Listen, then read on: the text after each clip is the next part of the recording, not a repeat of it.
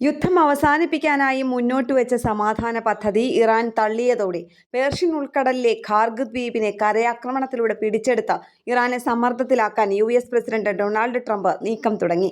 US ആർമിയുടെ 82ാം airborne ഡിവിഷനിലെ 4000-ഓളം സൈനികരെ ഉടൻ പശ്ചിമേഷ്യയിൽ വിന്യസിക്കും. പാരച്യൂട്ടുകൾ വഴി ലക്ഷ്യസ്ഥാനങ്ങളിൽ ഇറങ്ങി ശത്രുവിനെ ആക്രമിക്കാൻ വിദഗ്ധരാണ് ഇവർ. ഇതിനു പുറമെ 5000 മറീൻ സൈനികരുമായി പടക്കപ്പലുകൾ ഉടൻ മേഖലയിലെത്തും. ഇറാന്റെ എണ്ണ കയറ്റുമതിയുടെ 90% കടന്നുപോകുന്നത് ഖാർഗിലൂടെയാണ്.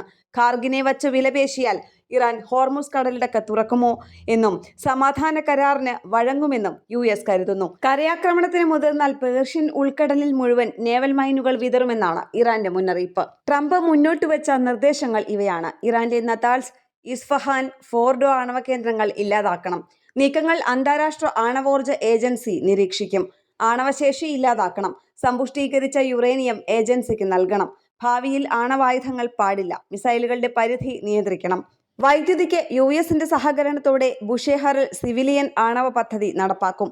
ഇറാൻ ഏർപ്പെടുത്തിയ മുഴുവൻ ഉപരോധങ്ങളും നീക്കും. ഹമാസ്, ഹൂതി, ഹിസ്ബുള്ള തുടങ്ങിയവയുമായുള്ള ബന്ധം ഇറാൻ വിച്ഛേദിക്കണം. ഹോർമുസ് കടലിടുക്ക് സ്വതന്ത്ര സമുദ്ര മേഖലയാക്കണം.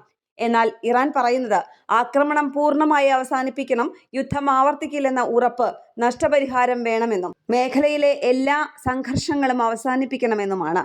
ഹോർമുസ് കടലിടുക്കിൽ ഇറാനുള്ള പരമാധികാരം അംഗീകരിക്കണം. ഇറാന്റെ ഊർജ അടിസ്ഥാന സൗകര്യങ്ങൾക്കെതിരായ ഭീഷണിയായ ആക്രമണം വൈകിപ്പിക്കുമെന്നും ഹോർമുസ് കടലിടുക്ക് വീണ്ടും തുറക്കുന്നതിനുള്ള ടെഹ്റാന്റെ സമയപരിധി ഏപ്രിൽ 6 വരെ നീട്ടുമെന്നും US പ്രസിഡന്റ് ഡൊണാൾഡ് ട്രംപ് വ്യാഴാഴ്ച പറഞ്ഞു. യുദ്ധം അവസാനിപ്പിക്കുന്നതിനുള്ള ചർച്ചകൾ വളരെ നന്നായി നടക്കുന്നുവെന്നാണ് ട്രംപിന്റെ അവകാശവാദം.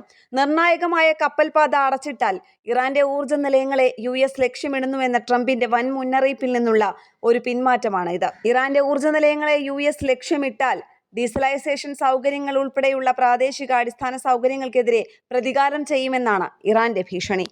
ഇന്റർനാഷണൽ ഡെസ്ക്, കേരള പ്രണാമം.